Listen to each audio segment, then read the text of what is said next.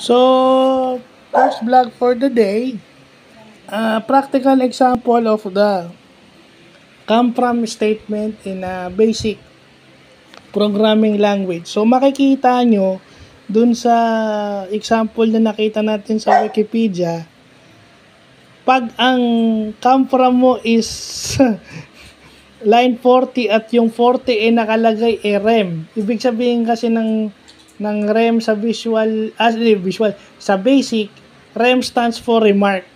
So sa programming jargon, comment lang 'yan. Kumbaga sinasabi lang 'yan kung ano sinasabi lang 'yan sa fellow programmers na kung ano yung ginagawa nung specific code na to. Hindi siya binabasa ng compiler o ng programming language as part of the program. So, yun. So, pag sinabi na Wikipedia, pagdating niya dun sa line 40 at nakabasa siya ng REM, no-op na siya. Ibig sabihin ng no-op, no operation, meaning wala siyang gagawin.